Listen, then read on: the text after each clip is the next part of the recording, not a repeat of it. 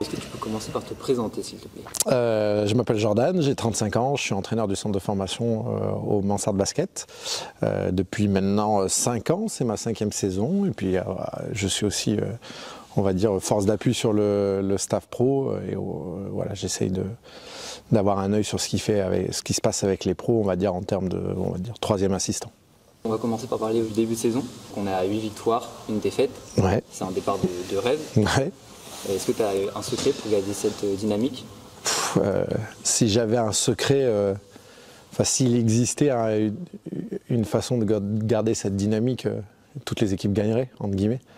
Non, il n'y a pas vraiment de secret. Je pense qu'il faut continuer à travailler comme on le fait, à travailler comme les jeunes le font, dans le sens où depuis le début de l'année, on prend beaucoup de plaisir à travailler ensemble. Je pense que l'identité, ce début de saison un peu de rêve, comme tu dis, il est aussi très lié à l'identité de cette équipe-là, l'identité humaine de cette équipe-là. Voilà, ils ont pris le projet en main. On a des individualités, des caractères dans cette équipe qui font qu'ils ont réussi à tous créer une émulation. Voilà, ils vivent très bien ensemble, ils vont souvent manger ensemble, ils font des choses en dehors du terrain ensemble. Donc je pense que c'est un petit peu la clé de notre réussite et il va falloir qu'on arrive à préserver ce groupe humain pour continuer à performer parce qu'on va voir, on a eu notre première défaite ce week-end dernier, donc on va voir, je pense que c'est cette qualité humaine qui va nous permettre de gérer ces moments un petit peu de difficulté. Donc s'il y avait un secret, c'est d'arriver à faire en sorte qu'ils continuent à être autant ensemble et qu'ils prennent autant de plaisir à travailler ensemble que ce qu'ils font depuis le début de saison. Donc pour avoir autant de réussite sur ce début de saison, il y a forcément eu quelques changements par rapport à la saison dernière. Tu peux nous en citer quelques-uns? Ouais, alors la réussite en réalité, elle est arrivée un petit peu avant la fin de saison dernière. Je pense que ce début de saison, il s'explique aussi par notre fin de saison dernière. La fin de saison dernière, sur la deuxième phase, on est à 11 victoires pour 6 défaites, je crois, de tête, ce qui nous place dans, je crois, les 5 meilleures équipes de la phase retour. Donc je pense qu'on surfe aussi sur ce qui s'est passé en fin de saison dernière. Et puis ça a été en plus bonifié par l'arrivée d'individualités très intéressantes. Tous les joueurs qui se sont ajoutés à l'effectif amènent quelque chose, amènent une vraie pierre à l'édifice. Je pense à Hugo Nguyen au poste de meneur de jeu, qui nous a amené une force offensive, et une menace sur le tir extérieur, mais aussi à Yanel Datilus, qui est passé des U18 aux espoirs et qui nous amène une vraie qualité dans le jeu de course, dans l'agressivité au panier. C'est un joueur qui est très aérien, qui nous amène une autre dimension au jeu. C'est même le seul qui peut nous amener cette dimension-là pour le moment. Andrea Samat, qu'on a été chercher dans le sud de la France, qui lui nous amène sa qualité de tir. Et puis c'est un joueur qui sent très bien les situations, qui a une bonne lecture du jeu, malgré son manque de vécu, on va dire, sur le basket de ce niveau-là. Et puis Tyler Berakou, qui lui sur le secteur intérieur nous amène énormément de dureté, énormément sur le secteur défensif, c'est notre leader défensif. Et puis la dernière arrivée, c'est Camille, qui est un petit peu peut-être en retrait par rapport au groupe, mais qui est aussi plus jeune que le groupe, qui lui nous amène un petit peu de folie. Et je pense à Limoges où on est mal embarqué et sa folie nous permet de débloquer la situation. Donc il a une capacité à un petit peu hors cadre, à amener des points très rapidement. Donc chacun a amené une petite pierre à l'édifice et puis chaque personnalité s'est parfaitement soudée à ce noyau de groupe là. Donc il y a forcément la qualité basket qu'ils ont amené, mais aussi ils ont eu l'intelligence individuelle de se fondre dans le groupe. Et je pense que c'est ce qui fait une grosse part de notre réussite sur le début de saison. Qui dit du coup nouveaux changements, dit nouveaux objectifs. Peux-tu nous citer quelques objectifs de cette année pour l'équipe? Oui. Alors, en tant que centre de formation, le premier objectif, c'est d'amener des joueurs sur le monde professionnel et, si possible, dans notre équipe première, au MSB. Alors, la première étape, c'est d'être partenaire d'entraînement avec le groupe. Donc là, on a 3 joueurs qui sont constamment avec les pros, à savoir Hugo, Loïs et David, qui sont constamment avec le groupe professionnel. Et puis, On a eu des moments avec les pros où il y a eu besoin de plus de joueurs parce qu'il y a eu des blessures et on a eu Bastien qui a pu y aller, Bastien, Tyler sur des séquences de travail individuel, Andrea sur certaines séquences et pour le moment chaque joueur qui a été avec le groupe professionnel a donné satisfaction. Alors satisfaction par rapport où ils en sont aussi dans leur cursus parce que même si ils sont de temps en temps à l'entraînement pro, la route est longue, mais pour le moment, ils remplissent ce qu'on leur demande quand ils sont à l'entraînement pro. Donc ça, c'est une vraie première réussite pour le centre de formation. Et puis après, si je parle plus d'objectifs sportifs, on va dire, en termes de victoire, etc., ce groupe a à cœur de se qualifier au Trophée du Futur. Ça fait maintenant presque 10 ans, je crois, que le Mans n'a pas été au Trophée du Futur. Depuis 5 ans, la stabilité du travail qui a été fait sur le centre de formation avec Julien, avec Hugo, avec Philippe, quand moi je suis arrivé c'était encore Philippe Desnaux, fait qu'on est parti de la base et puis on est remonté, on a reconstruit. Nos U18, ça fait maintenant 3 ans qu'ils dominent leur poule, qui dominent le championnat de France en étant depuis 3 ans dans les 8 dernières équipes quand même du championnat de France. Et aujourd'hui, c'est ces résultats qui arrivent sur les espoirs. Donc on a à cœur d'arriver à se qualifier pour le Trophée du Futur. C'est vraiment notre objectif. Ce qui, en termes de classement, aujourd'hui, ça veut dire que pour être sûr d'y être, il faut être dans les top 6. Parce que le club organisateur est forcément au Trophée du Futur. Donc si le club organisateur n'est pas dans le top 8, ça prend une place. Et puis le 8e, maintenant, c'est le premier des espoirs Pro B. Donc ça veut dire que pour se qualifier au Trophée du Futur, c'est plus difficile que par le passé, parce qu'il faut être dans le top 6 et il y a beaucoup de prétendants. Donc voilà, et où on en est, pour le moment on est premier ex-aequo avec Bourg-en-Bresse après 9 journées. On va se dire qu'on a fait une bonne entame de championnat, c'est très bien. On peut pas bouder ce que l'on a fait depuis le début, hein. C'est un très bon début de championnat. Mais voilà, on est à peine un tiers du championnat, la route va être encore longue. Et puis la réalité chez les jeunes, c'est qu'il y a beaucoup de séries de victoires, mais il peut aussi y avoir des séries de défaites, donc rien n'est acquis. Mais pour le moment, on est sur la route pour notre objectif. Ouais. Peux-tu nous parler des points forts, mais aussi des points faibles de cette équipe? Les points forts, j'en parle depuis le début, c'est l'humain. Ce groupe-là est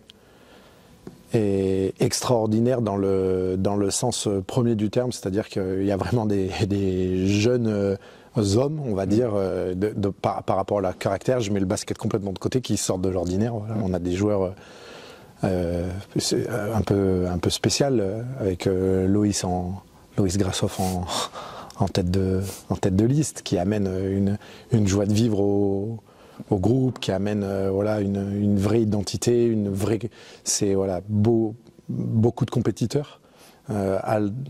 Ils l'expriment tous de manière différente. Il y en a qui sont beaucoup plus renfermés, qui sont beaucoup moins démonstratifs que peut être Loïs, mais c'est un groupe de compétiteurs. Ils n'aiment pas perdre. Le moindre concours à l'entraînement, dès qu'on est dans l'opposition, c'est un groupe qui ne veut pas perdre. Donc ça, c'est très positif. Et tout au long de ma carrière, j'ai eu des individus comme ça, mais là, il y a quand même une vraie concentration de gars comme ça. Donc maintenant, ça fait 10 ans que je suis sur les espoirs. C'est un peu la première fois que j'ai un groupe avec ce côté-là autant présent et autant développé. Et puis, ce qui le rend aussi un petit peu extraordinaire dans l'humain, c'est la capacité à être en dehors du terrain, très dans la déconne, à blaguer tout le temps. On touche chaque déplacement et une occasion de rigoler avec eux. Mais par contre, dès qu'on rentre sur le terrain, ils ont cette faculté à très vite basculer, à très vite faire les choses sérieusement, mais avec le sourire. Donc je trouve que ça correspond bien à l'état d'esprit du club. C'est un groupe qui correspond bien à l'état d'esprit du club, à savoir que on fait les choses sérieusement, mais sans non plus trop se prendre au sérieux. Donc je trouve que c'est vraiment une qualité pour ce groupe. Le groupe, moi je crois toujours que pour faire une bonne équipe, il faut des forts joueurs. C'est une réalité. C'est les joueurs qui créent des équipes, c'est les joueurs qui créent les coachs pour moi. Et aujourd'hui, les individualités, elles sont fortes. On en a parlé tout à l'heure, les arrivants sont forts, les joueurs qui sont chez nous depuis un moment, David qui a sa 5e année, Ahmad sa 5e année, Bastien, c'est des joueurs qui sont forts et qui ont montré qu'ils pouvaient dominer les catégories du dessous. Certains sont en train même de montrer qu'ils dominent la catégorie espoir. David a été élu joueur du mois d'octobre ou de novembre, je crois, sur le championnat espoir. Loïs est pour moi un des meilleurs postes 3 de ce championnat-là. Il l'a déjà montré l'année dernière, il le reconfirme cette année. Donc les individualités sont... Voilà, on a des forts joueurs, donc ça c'est bien. Après, les voies d'évolution, ça reste des jeunes joueurs où il reste beaucoup de choses à apprendre. Je pense qu'un des vrais gros axes de progression sur lequel il faut qu'on s'appuie, c'est la dureté. On est capable d'imposer un petit peu notre identité avec un jeu très basé sur la relance, avec beaucoup de vitesse dans le jeu, avec beaucoup de vitesse d'exécution. Et on l'a vu contre Monaco, par exemple, quand les équipes en face de nous, elles arrivent à nous arrêter, à vraiment nous imposer un défi physique, on peut être un petit peu en difficulté. Donc, pour répondre à ça, il faut être meilleur techniquement, parce que le physique, on ne le transformera pas comme ça. Donc, il faut progresser techniquement, il faut progresser dans la reconnaissance des situations, il faut être plus malin, c'est un groupe fort, mais avec une grosse marge de progression. C'est aussi ce qui rend cette équipe si plaisante à entraîner. C'est qu'on se dit, tous les jours, on voit des évolutions individuelles. Et aujourd'hui, je pense que collectivement, on a trouvé un petit peu notre identité. Et maintenant, c'est en faisant grandir les individus que l'équipe, elle va progresser. Donc, c'est pour ça qu'on s'oriente maintenant beaucoup sur le travail individuel et sur chercher à progresser techniquement au quotidien, quoi. Voilà. Comment tu décrirais ta relation avec l'équipe? Donc l'équipe a une grande complicité, mais toi, c'est comment par rapport à eux? Je pense qu'on peut parler aussi de complicité. Il faut bien comprendre que l'entraîneur du centre de formation est vraiment un boulot particulier parce que déjà, eux me voient plus qu'ils voient leurs propres parents. Et moi, je les vois plus que je vois mes propres enfants. Donc on passe énormément de temps ensemble et je pense que le cœur de notre métier, c'est aussi de ne pas parler que de basket. Donc on échange sur plein de choses, sur des difficultés qu'ils peuvent avoir dans la vie, sur les coups de mou, sur leurs moments de joie aussi. Ils aiment partager leurs moments de joie avec nous. Donc forcément, au bout d'un moment, ça crée une complicité. C'est une obligation.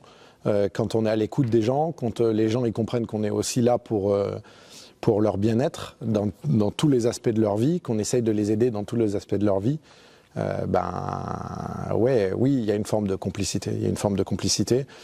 Alors, je suis conscient qu'elle ne ressort pas tout le temps le week-end parce qu'on est très exigeant avec eux et que parfois, on leur met des roustes et que je sais que moi, j'ai un tempérament à dire ce que je pense, à le dire fort. Mais je pense qu'aussi, si mes joueurs l'acceptent, et si on ne voit pas les joueurs me répondre sur le côté du terrain ou sortir du groupe, c'est parce que toute la semaine, il y a un discours aussi au quotidien avec eux. Et que moi, j'accepte comment ils sont, mais ils ont aussi cette force de m'accepter comme je suis. Et c'est une forme de complicité. Alors, on peut pas parler d'amitié, mais il y a un lien un petit peu particulier, une relation entraîneur-entraîné qui est un petit peu particulier. Et puis c'est tous des bons gars, on a cette chance-là, donc on a à cœur et on a vraiment envie de les aider. Donc, et en plus, eux sont très reconnaissants de ça. Voilà, c'est que des gamins bien éduqués, ils sont très démonstratifs en retour, donc c'est très agréable de travailler avec eux. Ouais. On va passer maintenant à des questions un peu plus amusantes. Ouais. Le joueur le plus drôle du vestiaire? C'est sans hésiter Loïs Grasshoff. Loïs? Ouais. Alors David est aussi très rigolo. Il y a compétition entre Loïs et Ahmad. J'avais oublié mon Ahmad. C'est différent. Loïs est beaucoup plus exubérant. Il a besoin de ça. Il a ce besoin-là de déconner. Je pense que c'est une manière pour lui d'évacuer un petit peu la pression, d'être joyeux, il a toujours la banane. C'est très rare d'avoir Loïs de mauvaise humeur, on va dire. Donc, Loïs est très rigolo. Et Ahmad, c'est un petit peu différent. C'est un peu moins démonstratif, mais il est tout le temps très piquant, très pinçant. Il Il va tout le temps sortir, on l'entend pas, et puis d'un coup il va sortir une petite phrase, et puis la phrase elle est énorme, quoi. Donc il est il a beaucoup d'autodérision aussi. Ahmad, il est capable vraiment d'aller rigoler sur des choses. Non, donc. Mais ce groupe-là est rigolo. Andrea aussi. Andrea, pareil, un petit peu comme Ahmad. On l'entend pas souvent, mais chaque fois qu'il ouvre la bouche, c'est pour dire une connerie, donc on se marre bien. Non, mais je vais mettre Loïs pour le côté exubérant, voilà. Mais non, sinon ils sont plusieurs à être vraiment rigolos. Mais ouais, je vais mettre Loïs pour le côté exubérant et puis le côté un peu pas froid aux yeux, quoi. Il peut faire le con en plein milieu d'un bus de ville. Donc les autres sont peut-être un petit peu plus réservés. Donc je vais mettre Loïs. Tu passes souvent aux entraînements. Ouais. Je vois que tu avais un bon shoot, un bon tir. Ouais. Quel joueur pourrait potentiellement te battre au tir?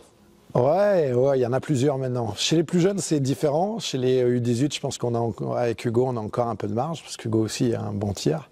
Chez les espoirs, ça commence à être un peu plus compliqué. Je pense que le plus dangereux sur un concours de tir au lancer franc, ça reste Andrea, et les stats le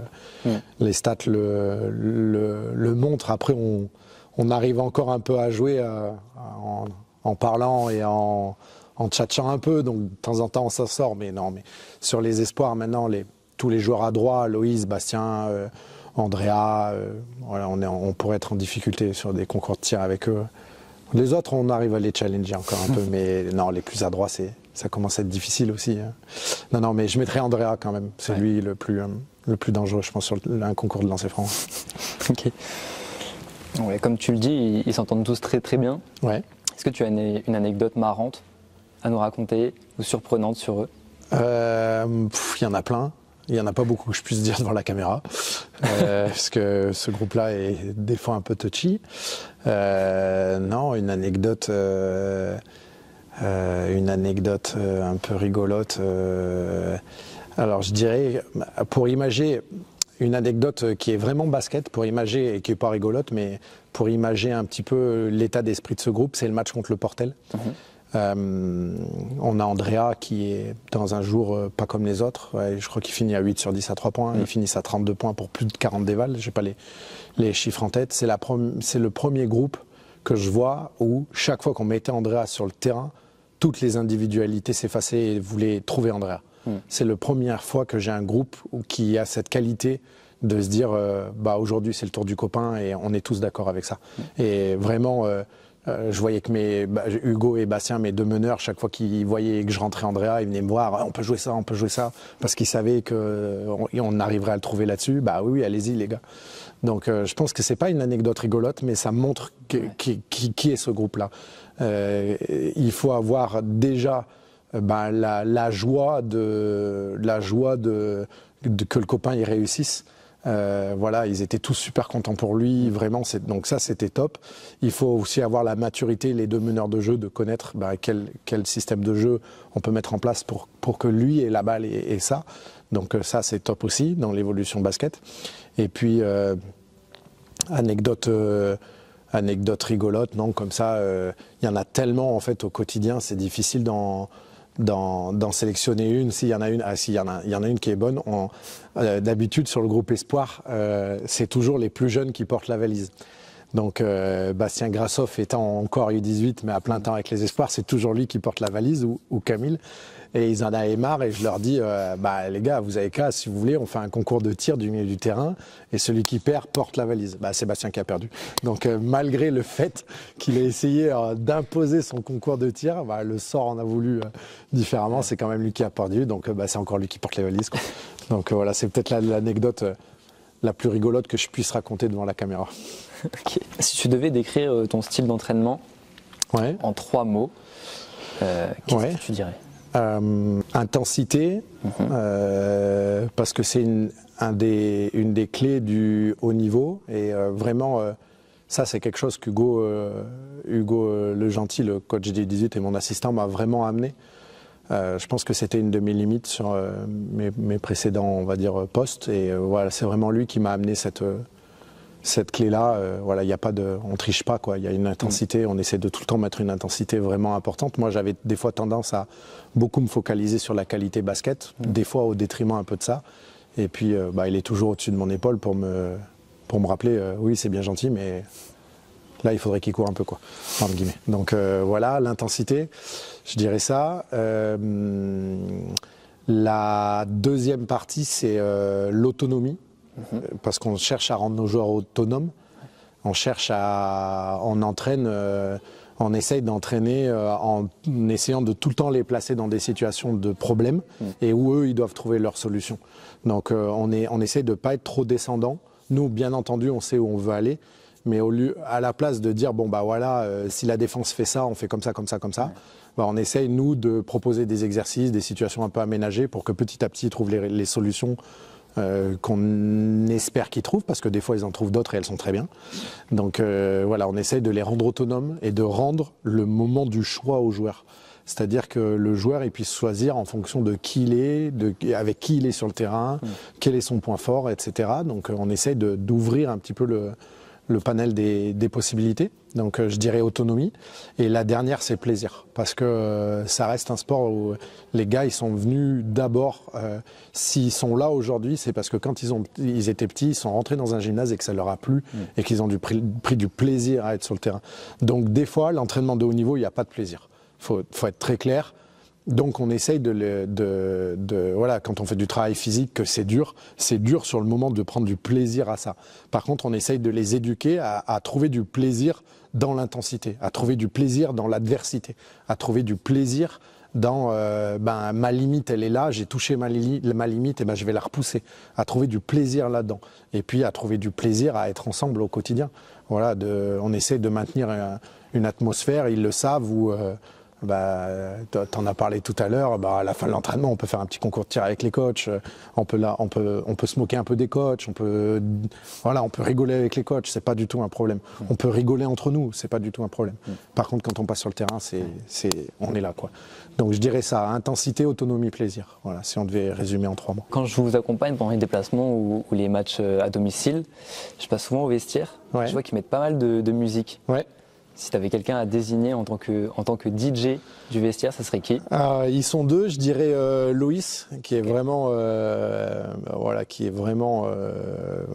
je pense, celui qui écoute le plus de musique et qui écoute le plus de styles différents de musique. Il écoute un petit peu ce que les plus jeunes écoutent maintenant sur le rap US et tout. Moi, je suis néophyte complet, je peux pas vous en parler. Et puis, il écoute par contre des musiques que moi, j'écoute un petit peu plus, donc du rock. Notamment un côté un peu rock que j'aime beaucoup. Donc je dirais Loïs. Et puis je pense que Hugo Nguyen aussi a souvent la gestion de l'enceinte. Ils ont leur enceinte là. On tolère souvent en muscu qu'ils puissent mettre de la musique. Donc je pense que c'est eux les deux un peu leaders de la musique. DJ. Voilà, les 2 DJ, c'est un peu, je pense. Et tu valides leurs goûts musicaux? Alors, je suis pas sûr que je sois apte à valider des goûts musicaux. Selon Hugo le Gentil, je suis même pas apte du tout à valider les goûts musicaux. Voilà, on va dire que j'écoute. J'ai les goûts des grands-parents, donc je suis pas apte à valider les goûts modernes. Donc Loïs passe des morceaux qui me font kiffer, mais non, les jeunes, je suis pas. 95% de ce qu'ils écoutent, je l'ai jamais entendu, donc c'est que ça doit pas être trop mal, quoi. Et parlons maintenant un peu d'entraînement et de stratégie. Ouais. Comment l'équipe se prépare-t-elle avant un match? Est-ce qu'il y a une routine spéciale à chaque fois? Déjà, la routine, c'est notre semaine d'entraînement. Ouais. Voilà, notre semaine d'entraînement, elle est à peu près tout le temps la même. Donc, ce que l'on met à l'intérieur des entraînements, ça change. Mais si je prends vraiment les entraînements collectifs, je mets les entraînements individuels à part, parce que l'entraînement individuel est vraiment centré sur le joueur. On s'intéresse vraiment à la problématique du joueur. Et c'est complètement indépendant de qui on va jouer le week-end. Okay. Mais si on parle de la semaine, en gros, on va passer lundi, mardi, mercredi, plutôt sur nous, plutôt sur notre progression à nous, notre jeu à nous, notre identité à nous. Le vendredi, les espoirs, c'est un petit peu particulier parce que le vendredi, on relâche un petit peu en termes d'intensité d'entraînement et de volume et on est beaucoup plus sur le travail individuel. Donc le jeudi, ils font pratiquement que du travail individuel et de l'adresse. Et le vendredi, on est beaucoup sur l'adversaire. Donc veille du match, là, on est beaucoup sur l'adversaire. Et puis, moi, sur le début de semaine, je passe pas mal de temps à regarder les matchs de l'adversaire, Hugo aussi, ce qui nous permet d'échanger un petit peu au milieu de semaine sur notre plan de jeu. Et puis, voilà, on met un plan de jeu en place. Et le vendredi, c'est l'entraînement plan de jeu, quoi. C'est celui où on répète les choses. Et puis, les matchs à domicile, le matin, on a un shooting.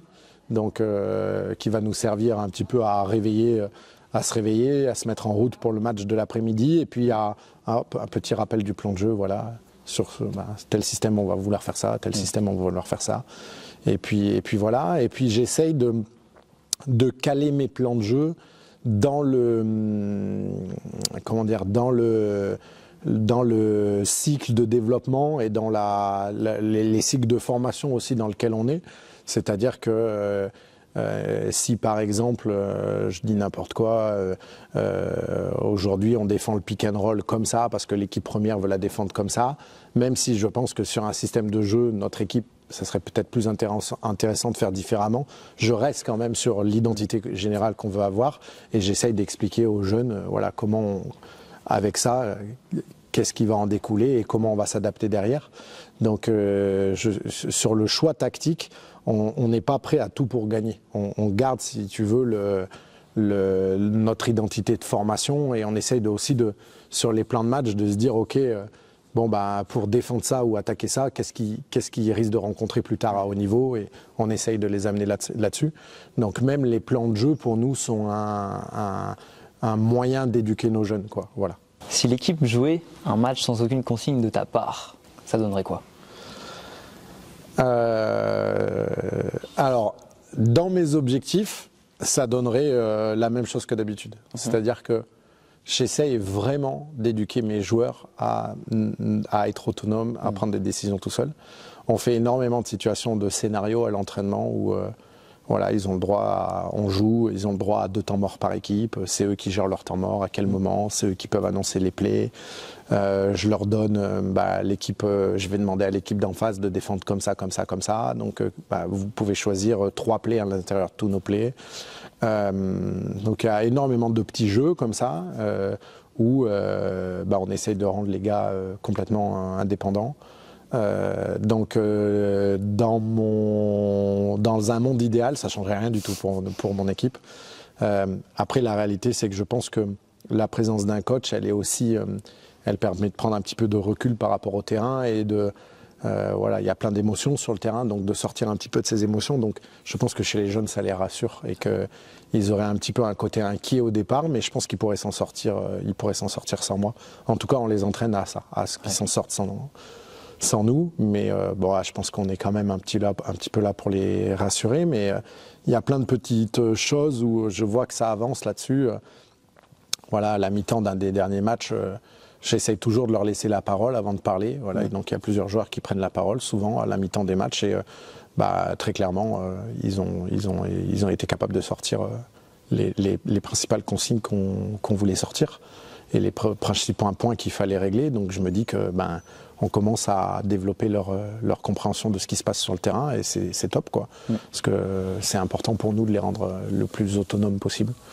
Donc je pense que pour le moment ça serait un petit peu compliqué, mais ils seraient capables de proposer des choses intéressantes. Et puis là où je pense que le jour J, moi je suis très, je sais pas comment on peut dire, mais très je ne sais pas si c'est de l'humilité, mais je pense que c'est les joueurs qui font les coachs. Vraiment. Je pense que c'est la qualité d'un groupe et la qualité du joueur et de l'assemblage des joueurs qui va créer une bonne équipe. Vous pouvez mettre le meilleur coach possible avec une équipe qui n'est pas au niveau. Oui, il va faire du bon boulot, etc. Après, bien sûr que les grands coachs, ils ont une plus-value, ils amènent des choses, mais à notre niveau, enfin au niveau auquel je suis, c'est mes joueurs qui font la qualité de mes décisions, très clairement. Donc après, je pense que sur le jour J, vraiment au moment, je peux peut-être leur amener des choses sur l'inattendu. C'est-à-dire que le plan de jeu, il était comme ça, paf, le plan de jeu, il est contrarié. il faut trouver une solution rapide. Bah là, effectivement, notre présence, elle va peut-être leur permettre de leur amener 2-3 points sur lesquels, ah ouais, on va changer ça et on va trouver des solutions. Mais à notre niveau, en tout cas, je pense que nos joueurs n'ont pas suffisamment de maîtrise pour pouvoir basculer d'un type de défense à l'autre, basculer d'un type d'attaque à l'autre. Donc, à notre niveau, c'est les joueurs qui font les coachs. Hein. Donc, je pense que ça se passerait pas si mal que ça. Ouais. Vraiment une question un peu plus visée sur toi. Ouais. Qu'est-ce qui te motive personnellement en tant que coach dans ton rôle d'entraîneur? Ouais. Alors, il y a plusieurs choses. La première, c'est que depuis que je suis tout petit, je suis un compétiteur. Je déteste perdre. Je déteste ça. Je pense que j'ai un esprit de compétition très poussé, mais le moindre truc chez moi, ma femme ne veut plus jouer avec moi parce que quand je perds, je suis de mauvaise humeur. Donc la première chose, c'est ça, c'est la compétition. Je pense que c'est ce qui tout le reste, tout ce qui me motive à coacher, le reste que je vais vous partager un peu après, je pourrais le trouver ailleurs, je pense. Dans d'autres, de l'éducation, de la formation, peut-être être prof, mais ce côté-là de décharge d'adrénaline, de la compétition, il y a qu'ici qu'on peut le trouver, quoi. Et puis le côté, on est remis en question tous les week-ends. On a fait une super semaine d'entraînement, on valide par un super match, on gagne. La réalité, c'est que le lundi d'après, tout est remis à plat parce qu'on peut très bien perdre le prochain. Et ça, moi, c'est un côté qui me plaît. Donc, je dirais ces deux choses-là, sur un point de vue un peu émotionnel. Je suis un peu un drogué à cette adrénaline-là. Et puis après, l'autre chose, en creusant un peu, c'est la volonté de transmettre quelque chose. De transmettre peut-être mes connaissances basket déjà, on est là pour former des jeunes, donc c'est de leur permettre de progresser, de transmettre quelque chose, mais c'est aussi de transmettre peut-être un état d'esprit, certaines valeurs, parce et c'est pour ça que la formation me plaît autant aussi, je pense. C'est d'être capable d'accompagner les joueurs, mais aussi les hommes, d'essayer de les développer. Et puis maintenant j'ai plusieurs retours chez des jeunes que j'ai accompagnés par le passé qui sont maintenant installés sur le monde professionnel. Quand on les recroise et que les mecs ils sont reconnaissants et que la plupart du temps ils ne parlent pas des consignes basket qu'on leur a données, mais une anecdote. Je me rappelle un jour tu m'as passé ce savon là parce que j'avais déconné. Ça a créé un déclic sur moi. Voilà, donc je dirais la compétition, la décharge d'adrénaline, et puis le côté, la volonté de transmettre quelque chose. Voilà. Merci Jordan. Pas de soucis, merci à vous.